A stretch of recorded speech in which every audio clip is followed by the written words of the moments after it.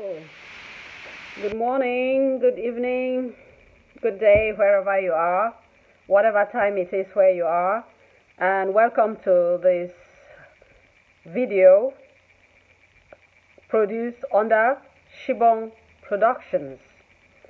And it is a continuation, part 2 of the program, of the videos, conversations we are having on my natural African hair.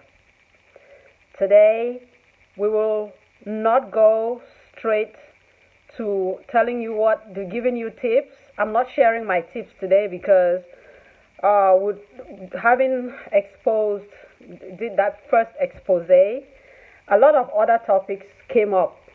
And so the very final in the series will be tips. But for now, let's talk because this is a very deep issue. It has had a lot of impact. It has affected people's health. Sometimes they don't know that they're having illnesses, that the way that we treated our hair must have had contributed to this. There are other family issues of image, and even job issues. People have either been denied employment or lost their jobs because of the look of their hair when you're an African.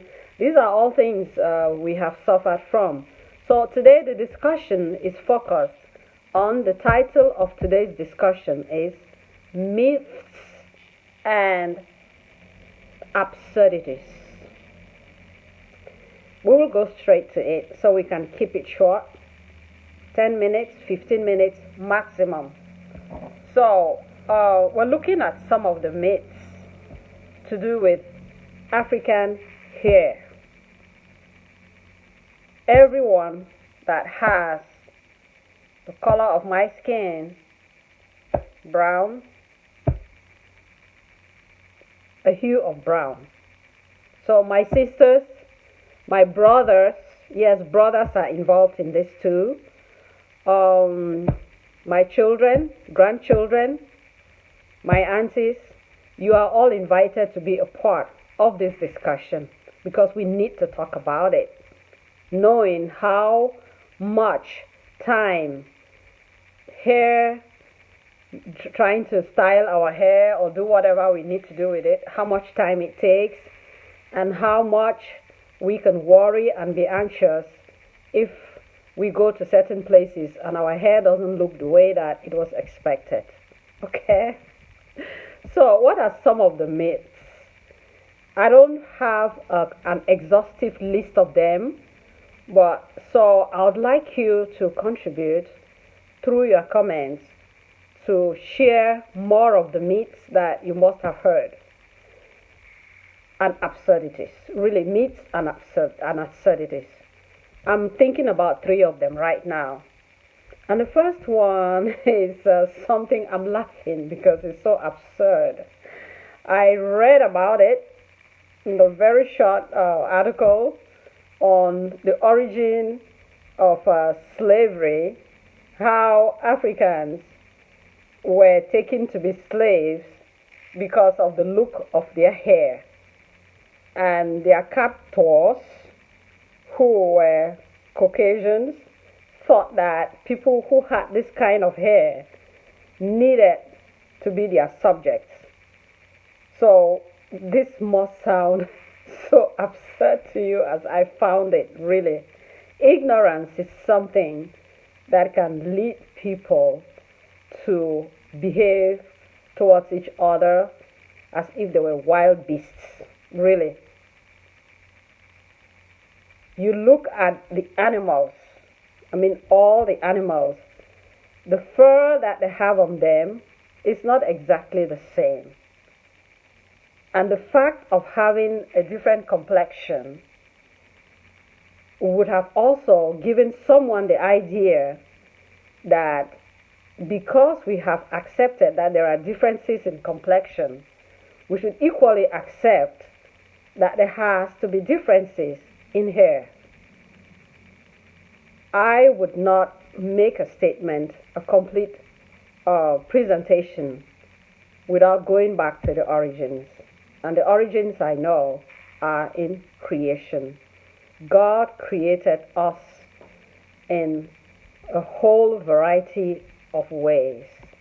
And all that I see in the variety is beauty. I'm really fascinated. I want to look at somebody's hair that looks different from mine. And if possible, if they let me, I want to touch it and just feel it, you know.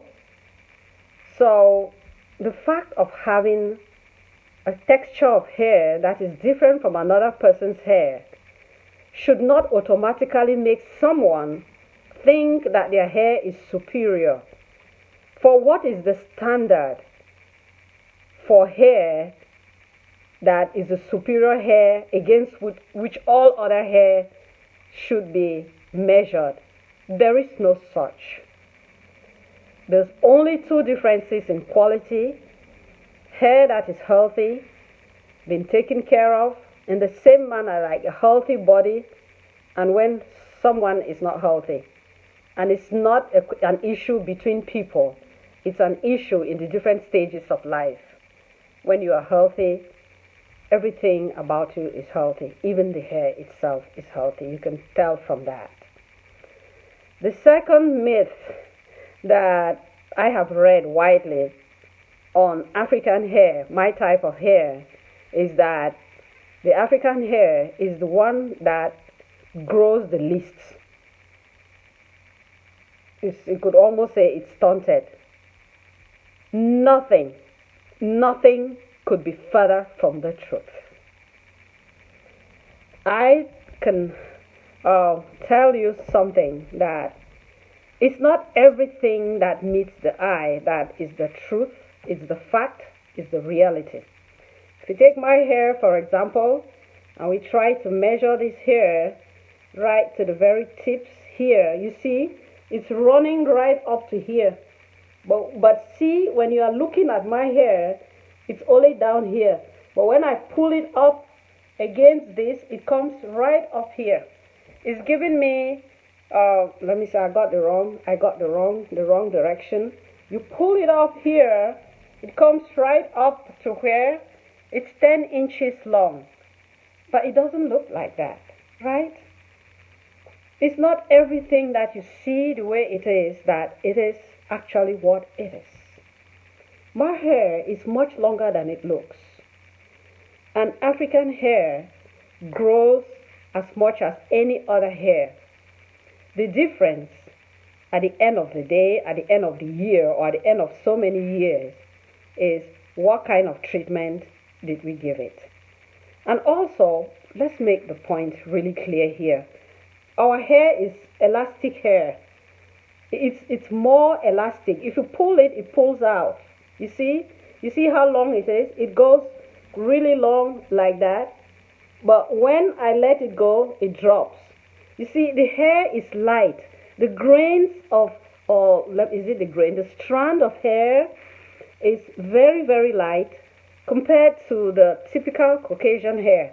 So it doesn't have the weight to pull it out from the from where? From the scalp. So you can just see it falling off like that. So that's how it goes. And by the way, I styled it today because I'll try to style it each time in a different way. I'm also sharing ideas on how to style your hair if you have hair like mine. So no, African hair grows long. And if you want to see how long African hair is, think about this Bob Marley and the they call them what? Rastafarians, the Rastafarians. When you leave this hair in locks, it grows, you can then see the length, because together the strands of hair, they bond together and they are thicker and they are able to carry the weight and keep it there. So because of that weight, then you can see the full length of the hair. Indeed, my younger sister, her hair is long right to her waist. Her hair is long right to her waist, and her hair is not, she has not permed her hair for decades. So that is an example. And already the fact that I say she didn't perm her hair is telling you how damaging perming can be to the hair. Indeed, if there's one thing that will stop your hair from really growing to the full length, it's even the perming of hair. All right, another myth that uh, I heard about hair, actually, this was directed to me personally, was that, oh, our type of hair, you don't have to wash it. At least it should just be a seasonal washing, a monthly washing, or a weekly washing. And I thought to myself, I said, I have to try it because when we were young and didn't have to worry so much about our hair, every day before we went to school, we took a shower from our hair, the whole body. And you know what? Being coming from the tropics, and especially if you're living in countries where you have winter, during the summer, when it gets really hot, what a refreshing bath it is that you get when you have water over your hair. And you know something? It's not just about the hair, it's also about the scalp. If the scalp gets refreshed with that water, don't you think it's doing some good to your hair?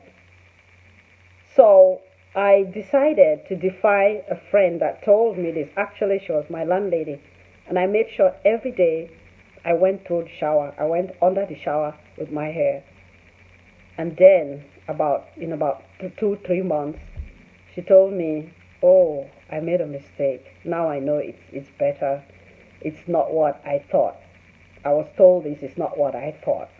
So, I hope that, sisters, those of you who braid your hair, and that braiding has to stay for more than a week or two, that if you want to take a refreshing bath, you don't deny yourself the water.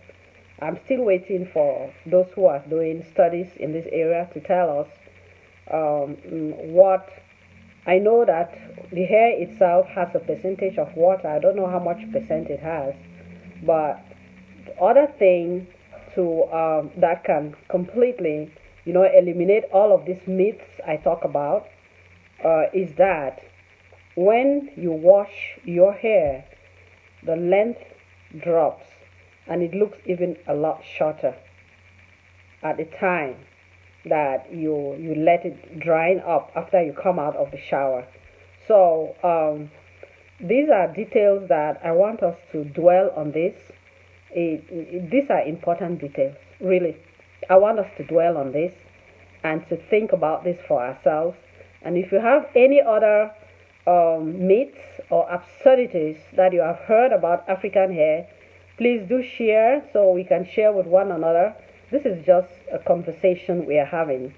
So at the end, I'm going to have maybe up to 6 parts in this series.